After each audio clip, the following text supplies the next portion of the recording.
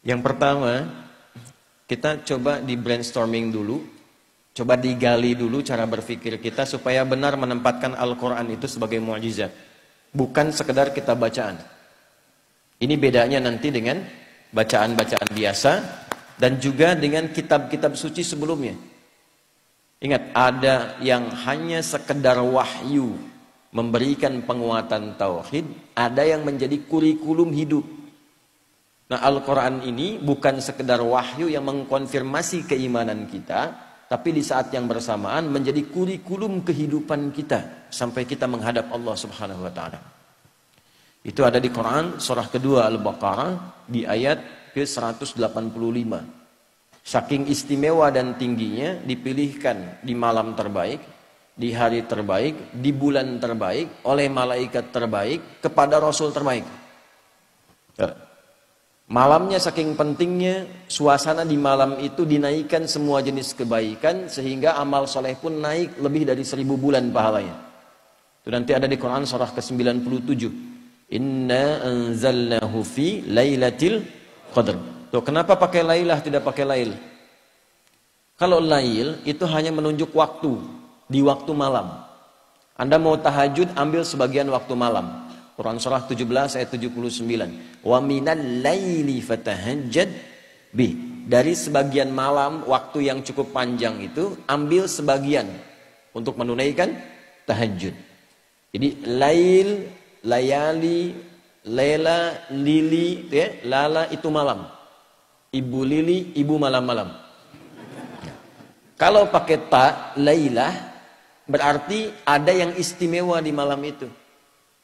Karena itu begitu detil diksi Al-Quran itu, ayatnya ketika menampilkan inna anzalnahu fi lailatul qadr.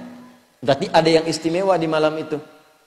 Ya, saking istimewanya, malamnya berubah suasananya, berubah nilai pahalanya. Wa ma adraka ma lailatul qadr. Lailatul qadri khairum min alfi syahr. Bukan 1000 bulan ya, lebih dari 1000 bulan. Nanti bergantung kadar keikhlasan. Kalau yang berhitung 1000 bulan ya dikasihnya 1000 bulan. Ya, kalau tidak pernah berhitung, Allah berikan pahala tanpa hitungan. Harinya ketika turun itu Jumu'ah, menjadi sayyidul ayyam. Bulannya Ramadan, syahrul Ramadan alladzi unzila fihil Quran. Malaikatnya ketika menerima Al-Quran langsung berubah jadi sayyidul malaikah. Ya, Jibril, Ruhul Amin. Nabi ketika menerima itu menjadi sayyidul anbiya'i wal mursalin. Tidak ada yang menerima Al-Quran dalam suasana apapun kecuali berubah jadi istimewa.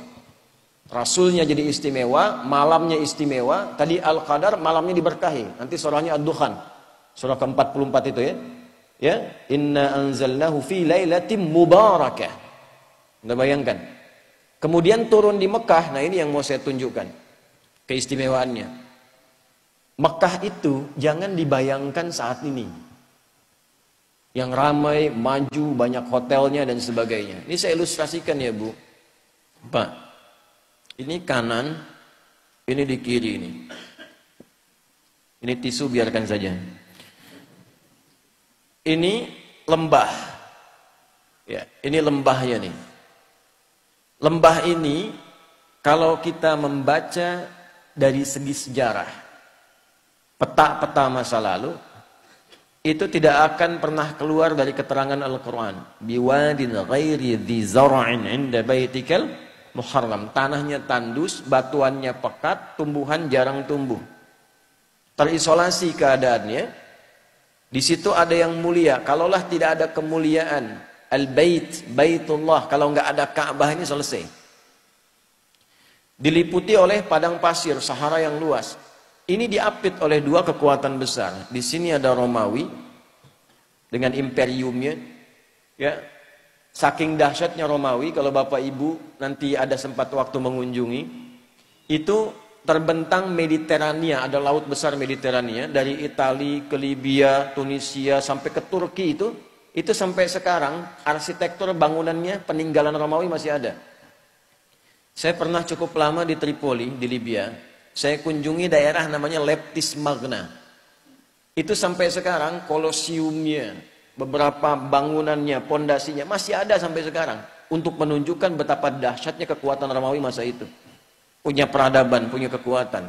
Samping kirinya Persia, Pak. Punya kekaisaran. Ini kan Al-Manar, ya, sifatnya kan manarah. Manarah itu apa? Menara. Menara itu apa? Itu dulu puncak salah satu nilai spiritual tertinggi Persia. Karena ketika mereka mau menyembah, menempatkan api di atas menara. Nanti di era Islam, ketika Islam masuk ke Persia, digantilah, tempatnya tidak dirubah, fungsi tempatnya dirubah. Diganti sebagai tempat azan, untuk menunjukkan bahwa setiap tempat penyembahan itu diarahkan kemudian kepada Allah Subhanahu wa Ta'ala. Singkatnya, di sini ada Romawi, di sini ada Persia. Dua kekuatan besar. Pertanyaan saya, kenapa Qur'annya turunnya di tempat titik yang tadi disebutkan? Yang tandus, yang peradaban belum muncul, yang penduduknya sebagian besar pada masa itu banyak yang berbuat kriminal, pemabuk banyak. Ini sering saya informasikan, pemabuk zaman itu yang pemula itu 5 kali sehari, Ustaz. Yang pemula loh, bayangkan yang profesional itu. Kalau ada pencuri, pembegal, itu nggak nanggung, sekampung begal semua. Gifar itu kan kampung begal. Gifar itu kampung begal. Tokohnya Jundub bin Junadah. Jundub bin Junadah itu pemimpin para begal di kampung begal. Ya, nanti kelak masuk Islam, memperkenalkan diri, saya dari kampung begal dulunya. Maka ditambah al di depannya, ujungnya i, Al-Ghifari. Ya, jadi kalau ada yang namanya Al-Ghifari, kampung begal gitu dulu. Tapi nanti ada nilainya, belum selesai, baru setengah, jangan pulang dulu. Belum selesai. Kalau ada zina, zinanya khatam, semua jenis zina dikerjakan. Anda bayangkan tuh. Ya, membunuh itu sudah biasa. Tokoh-tokohnya dikenang sepanjang zaman itu. Kenang sepanjang zaman. Itu landscape-nya itu begitu. Ya, keadaan masyarakatnya demikian. Nah, Quran itu kenapa nggak turun di Romawi? Kenapa tidak turun di Persia? Kok turunnya di tempat itu yang terlihatnya tidak ideal? Maka Allah ingin menunjukkan keistimewaan Al-Quran dan keagungan dia. Yang bisa merubah tempat yang paling nadir dengan maksiat menjadi khairu ummah. Orangnya berubah jadi orang terbaik di zamannya. Tempatnya berubah jadi paling makmur yang melintasi zaman. Dan untuk menutup klaim di kemudian hari, pantas Islam pernah maju turunnya di Romawi. Untuk menghilangkan klaim di kesempatan yang lain, pantas Islam itu hebat turunnya di Persia. Tapi ketika diturunkan di tempat yang paling rendah, belum ada peradaban, belum ada kemajuan, maka Allah ingin membungkam siapapun yang menyangkal keistimewaan Al-Quran, dibuktikan di setiap zaman. Quran diturunkan di titik yang paling rendah di muka bumi, masyarakatnya paling kontroversial, maksiatnya paling banyak, bisa dirubah oleh Quran dengan satu kilatan yang luar biasa menjadi manusia terbaik yang dikenang sepanjang zaman. Dan itu dulu orang berubah itu dengan ayat-ayat pendek, Pak, Bu. Ibu kenal Bilal bin Rabah? Ayo, kenal di mana tuh?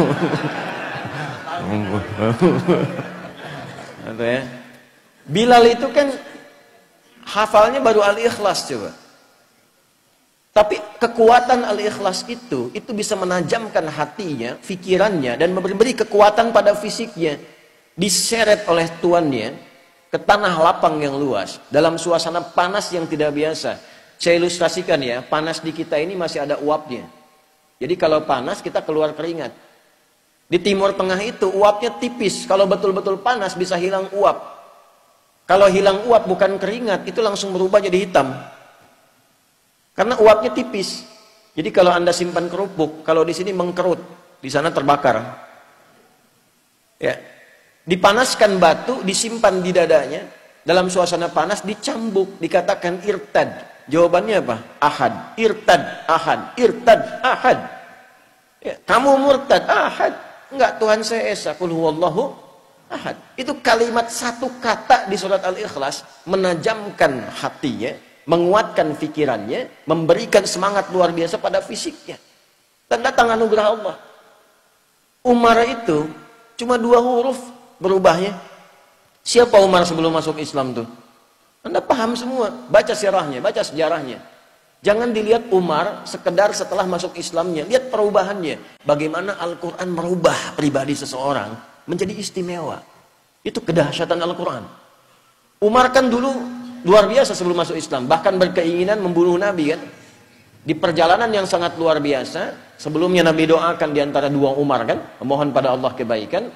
Di perjalanan hanya mendapatkan informasi saudarinya masuk Islam.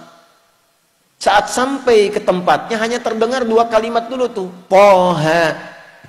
Anda bayangkan, Toha itu menajamkan sanubarinya, merasakan frekuensi getaran yang tinggi, itu memperlemah semangat buruknya, tiba-tiba tergetar dan berubah jadi baik. Cuman dengan Toha jadi mulia. Anda sudah Al-Kahfi, sudah Yasin, sudah Baqarahan tuh, belum bisa berubah juga. Nah ini faktornya apa? Kenapa orang dulu mendapatkan cahaya Quran begitu dalam dan merubah tampilan jadi istimewa dan langsung turun kesaksian Allah? Yang mahal tuh ini. Nanti pindah ke Quran surah ketiga Ali Imran ayat 110. Persaksiannya langsung menggunakan bentuk fi'il madhi untuk memberikan inspirasi mudhari.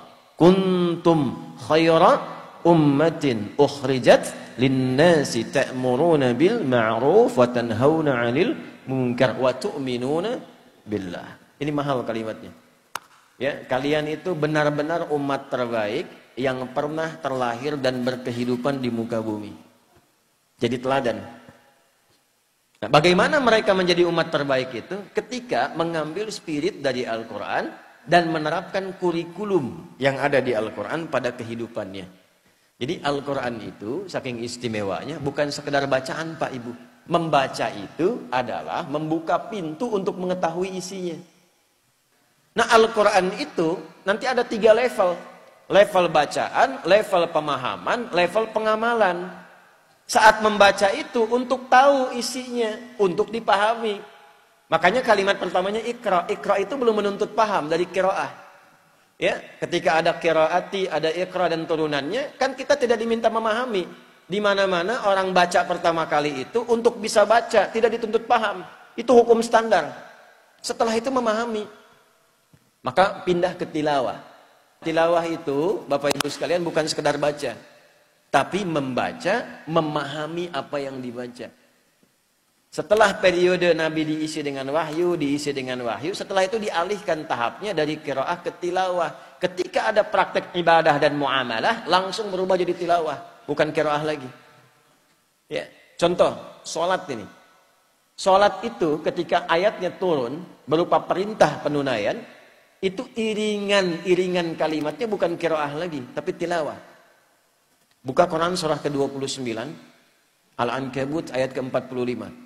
Saya yakin umumnya jamaah hafal tengah-tengahnya, tapi awalnya jarang dibaca. Ini yang tengahnya nih. Innas sholata tanha. Apa awal ayatnya? Tuh, kan?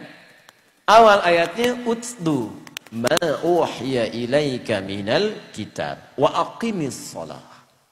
Innas salata tanha 'anil fahsya'i wal munkar.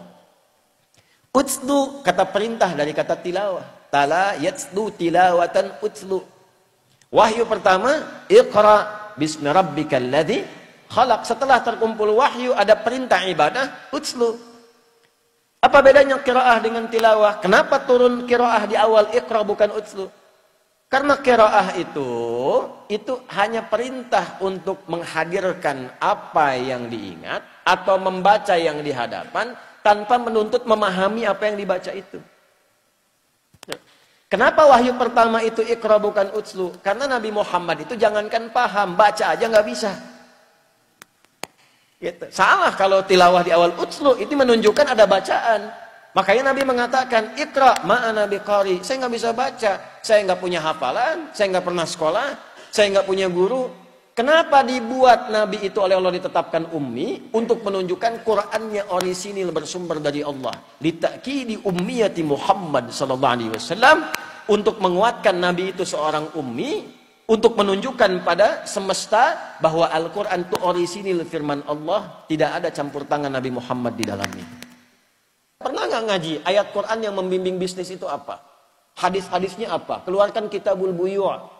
Bimbingan dari Al-Quran dan hadis mengantarkan pada bisnis yang sukses dan membahagiakan. Tidak pernah ada sahabat, tidak pernah ada tabi'in, dan orang-orang sukses yang kita kenang sebagai orang kaya luar biasa, yang mengamalkan petunjuk itu dalam pekerjaannya, kecuali dagang dan bisnisnya tidak pernah kembali modal. Selalu kembali untung. Tidak pernah kembali modal, selalu untung. Ya, saya mengatakan ini karena saya meriset, Pak. Saya riset, Abdurrahman bin Auf itu pernah saya riset. Dari mulai modal pakaian, mempraktekkan petunjuk bisnis dalam Al-Quran, dipraktekkan petunjuk nabinya, jadi orang paling kaya di masanya, yang kalau kita hitung valuasi hartanya, nilai hartanya di era sekarang, itu saat meninggal mewariskan 14.000 triliun. Utsman bin Affan radhiyallahu ta'ala anhu, asetnya masih ada sampai sekarang.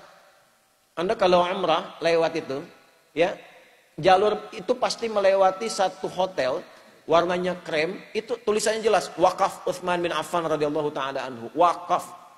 Bisa nggak Anda membayangkan dari satu sumur, ada kebun di situ, satu sumur diwakafkan, lalu berganti masa dialih fungsikan, itu sekarang jadi hotel. Dibukakan akun di Bank Saudi atas nama Utsman bin Affan radhiyallahu taala anhu. Setiap ada penghasilan dimasukkan ke situ, disodakohkan untuk kepentingan umat Islam. Orangnya sudah wafat 15 abad yang lalu. Nggak ada orangnya, akunnya ada. Kita orangnya ada, akunnya nggak ada. Ada cek. Nah itu yang merubah itu apa? Al-Quran. Sehingga sahabat itu, mereka punya passion, punya bakat. Dialirkan dan jadi pilihan. Kan 4 ya, Anda tinggal lihat di 4 ini. 1 kedudukan, ilmu yang kedua, 3 harta, yang keempat tenaga. Anda mau pilih yang mana? Tentukan salah satu. Tentukan salah satu dari 4 ini. Ya, di kedudukan silakan. Ya, dari yang paling tinggi misalnya dari presiden, jadi gubernur, jadi wali kota sampai ke bawahnya terus gitu. Nanti lihat belajar pedomannya bagaimana jadi pemimpin yang baik, turunkan. Maka di situ kita punya tokohnya, ada Abu Bakar, ada Umar dan turunan-turunannya, sejahtera. Setiap di copy paste di generasi setelahnya makmur. Karena memang tidak dibatasi di waktu tertentu. Silahkan Anda cek. Di era Umar bin Abdul Aziz kan bukan eranya sahabat. Hebat juga. Luar biasa juga. Sampai masa keemasan dibawa. Terbalik ketika Qur'annya ditinggalkan. Malas ngajinya. Hadisnya jauh. Selesai. Jatuh. Silahkan cek dalam sejarah. Masa-masa keemasan orang-orang Islam pada masa itu ketika dekat dengan Al-Quran. Ulamanya masih didengar, dijaga, diamalkan, ilmuwan makin banyak, sampai ke Andalusia, sampai di Iberia, sampai Mensibwa, sampai disebutkannya peradaban Islam di Spanyol, peradaban Islam di Portugal, peradaban Islam di A, B, C, dan sebagainya. Kapan? Ketika dekat dengan Al-Quran. Ketika Qurannya mulai jauh, mulai sibuk dengan dunia, jatuh. Nah ini yang mau saya tekankan di bagian yang pertama. Ilmu silahkan, kita punya tokohnya. Ada Ali bin Abi Thalib, ada sahabat Abu Hurairah radhiyallahu taala anhuma jami'an. Ya. Kemudian di babnya apa lagi? Harta, ada Utsman bin Affan, Abdurrahman bin Auf, ada Talhah dan sebagainya. Bab tenaga siapa? Ada Bilal bin Rabah. Apa Bilal pernah dikenal sebagai crazy rich di zaman Nabi? Tidak. Bagawan pengetahuan? Tidak. Punya kedudukan? Tidak. Apa pekerjaannya? Adzan. Tapi pernah nggak Anda mendengar begini? Bilal cemburu pada hartanya Utsman. Pernah? Tidak. Bilal cemburu pada ilmunya Ali. Pernah? Tidak. Kenapa? Karena mereka sudah memutuskan pilihan. Saya memilih yang ini sebagai bekal pulang kepada Allah. Jadi nggak ada cemburu pada yang lain karena punya jalan hidup. Saya memilih adzan. Kenapa? Karena saat adzan Allahu Akbar, Allahu Akbar. Begitu selesai Nabi komen. Aku mendengar suara tapak kaki Bilal itu di taman surga. Dan dari teriakannya itu dipanjangkan lehernya. Kata kiasan. Maksudnya diberikan keutamaan dari suara adzannya. Bilal begitu dengar.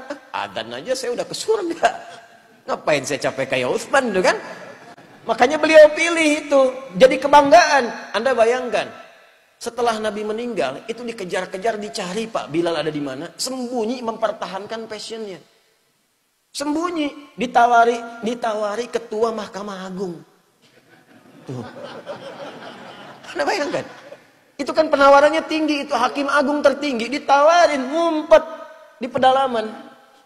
Akhirnya karena nggak bisa, bagaimana dirayunya? Azan aja deh. Baru mau datang. Jadi tapi begitu sampai asyhadu anna Muhammadar Rasulullah, pingsan.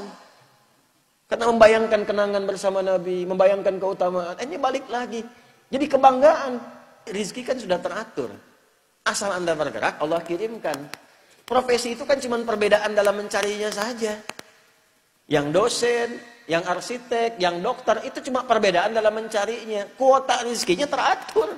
Walladzi qaddara fahada. Telah ditetapkan, diberi petunjuk, tinggal ikhtiar, rizki dapat. Jadi biasa-biasa saja. Orang dulu tuh biasa-biasa saja, menganggap Abdurrahman bin Auf biasa-biasa saja. Kata Nabi, ya, ini kalimat yang sangat viral ini. Kalimat sangat viral. Beliau itu tidak khawatir dengan orang Islam yang kaya, karena kaya itu biasa saja. Yang khawatir itu yang tak mampu memanage kekayaannya. Jadi biasa-biasa saja, tidak usah berlebihan. Sama saja dengan yang ngambil tenaga, dengan yang ngambil ilmu, dengan yang ngambil kedudukan. Yang membedakan cara memanage, cara mengolahnya. Kalau kita punya fikihnya jadi kebanggaan. Oh, Bapak cuma adzan? Iya. Saya punya sanad ke Bilal bin Rabah. Bacakan hadisnya. Dan itu kan jadi kebanggaan tersendiri. Fikihnya ada, jalannya ada. Nah, ini yang ingin saya tekankan dari nilai-nilai Al-Quran.